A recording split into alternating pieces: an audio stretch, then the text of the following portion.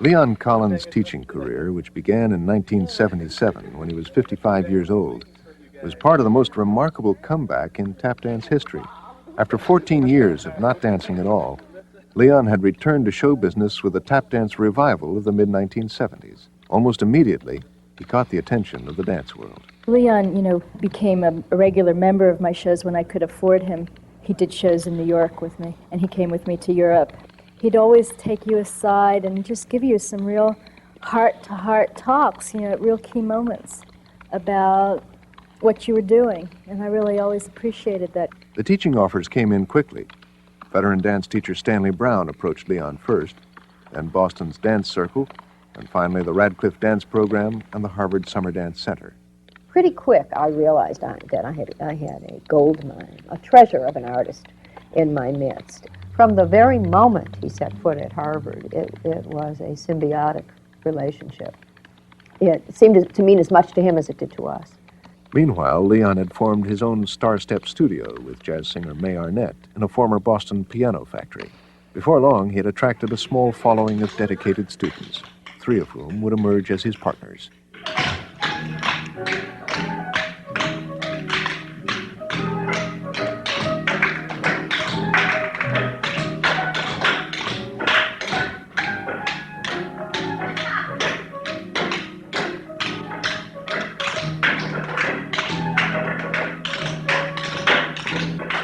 I saw Leon perform at Harvard with all these other tap dancers, great tap dancers, and I didn't know who he was.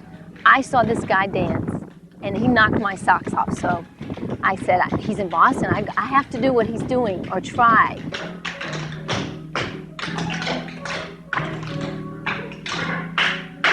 I didn't know that tapping had gone so far since I'd left it behind 13 years before. He could make music with his feet.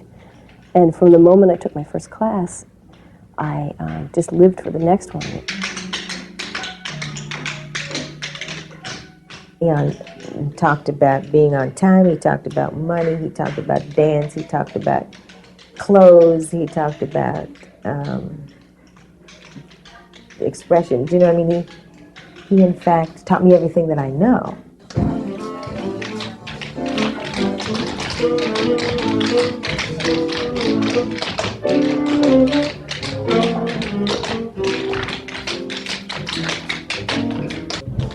Everybody has people that they love. My 3 girls, well, I might as well tell you, I'm prejudiced towards them. I don't think nobody danced like them. I taught them. And I love them.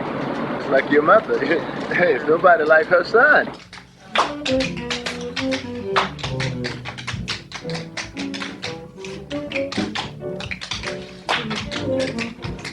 Welcome back. Tonight we have with us a man who has been called the greatest jazz percussionist of our time, and that title is even more impressive given the fact that Leon's only instrument is his feet.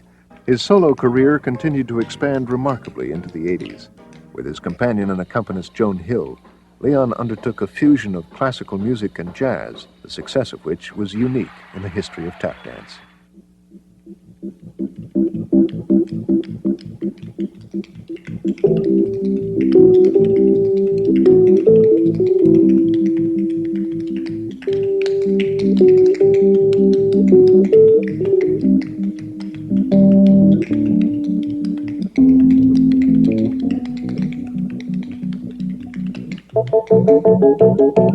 He was a very encouraging force to me, because I thought at first when I came here I couldn't do anything because I would play classical, but I'd never learned jazz, And when he got hip to Bach, he was just as turned on by Bach as I was by Charlie Parker.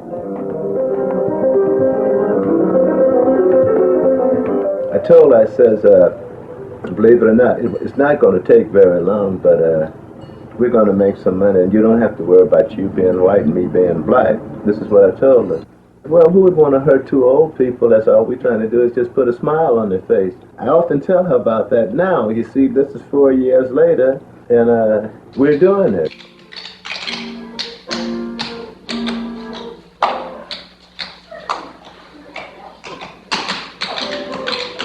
By the time this remarkable comeback had concluded in 1985, Leon had taught hundreds of students, performed in tap revival productions worldwide, and earned a kind of respect enjoyed by few of his contemporaries.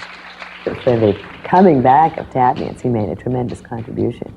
And I think that would go carte blanche, that everybody would agree with that, both in his own work and the people that he trained.